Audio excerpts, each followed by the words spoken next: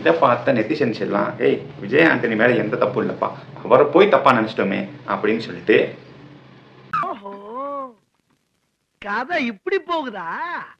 தமிழ் சினிமாவில் இன்னைக்கு ரொம்ப பரபரப்பா பேசப்படுற விஷயங்கள்ல 2 பேர் அடிபட்டு இருக்கு. ஒன்னு சிவகார்த்திகேயன், அப்புறம் விஜய் ஆண்டனி. ஏண்டா டேய், எனக்குன்னே வருவீங்களாடா?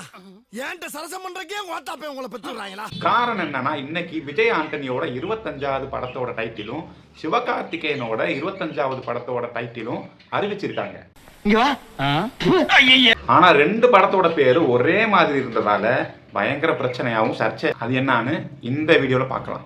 விஜய் ஆண்டனி தன்னோட 25வது படத்தை தானே இசையமைச்சு தானே தயாரிச்சு அதுல நடிக்கவும் செஞ்சிருக்காரு. இது ஆக்ஷன் மேடம். அந்த படத்தை அருண் பிரபு டைரக்ட் பண்றாரு. அந்த படத்துக்கு 2 பேர் வச்சிருக்காங்க. அதாவது தமிழ்ல சக்தி திருமகன் அப்படியும், தெலுங்கு, கன்னடம், மலையாளம், ஹிந்தி இந்த லாங்குவேஜ்ல பராசக்தி அப்படியும் பெயர் வச்சிருக்காங்க.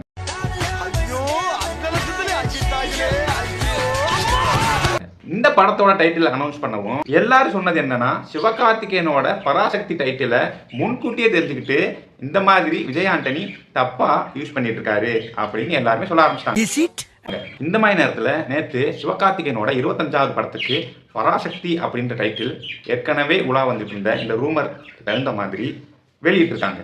அப்படி பார்த்தா இந்த படத்தோட டைட்டில் சிவாஜி சார் ஏற்கனவே நடிச்ச பராசக்தி தான்.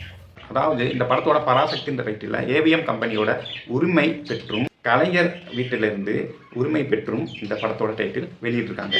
விஜய் ஆண்டனி நடிக்கிற 25வது படத்துக்கு புறநானூறு அப்படின்னு தான் டைட்டில் வச்சிருந்தாங்க. அதுக்கப்புறம் தான் பராசக்தி அப்படின்னு சேஞ்ச் பண்ணாங்க. சொல்றேன்.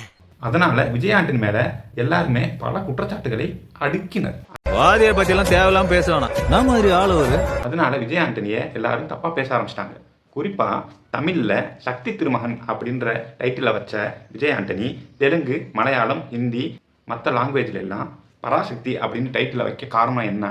பஞ்சாயத்து பேச நான் இருக்கேன், நீ யாரா குறுக்க பேசுறதுக்கு? அடிச்சா மீச பிச்சிட்டு போய் விஜய் ஆண்டனி வேணும்னே இப்படிலாம் பண்றாரா? சிவகார்த்திகேயன் அப்புறம் அவரோட டீமை கன்ஃபியூஸ் பண்றதுக்காக இப்படிலாம் பண்றாரா? அதாவது உண்மை என்னன்னா, விஜய் ஆண்டனி தன்னோட சமூக வலைதள பக்கத்துல ஏற்கனவே தெலுங்குல பராசக்தி அப்படின்ற டைட்டில் சேம்பர்ல பதிவு செஞ்சு வச்சிருக்காங்க. அதாவது அந்த பராசக்தின்ற பேரை தெலுங்கு பதிப்பிற்காக பதிவு செஞ்சு வச்சிருக்காரு. அந்த பேரை 2024 ஜூலை மாதம் 22ஆம் தேதியே ரெஜிஸ்டர் பண்ணிட்டாங்க அப்படின்னு சொல்லிட்டு விஜய் ஆண்டனி தரப்புல இருந்து கூறப்படுது. அது சம்பந்தமான எல்லா டாக்குமெண்ட்ஸையும் அவர் சப்மிட் பண்ணியிருக்காரு. தேவையில்லாம சிறுத்தைய சுரண்டி பார்க்க தாங்க மாட்டேன். இதை பார்த்த நெட்டிசன்ஸ் எல்லாம் ஏய் விஜய் ஆண்டனி மேல எந்த தப்பு இல்லப்பா, அவரை போய் தப்பா நினைச்சிட்டோமே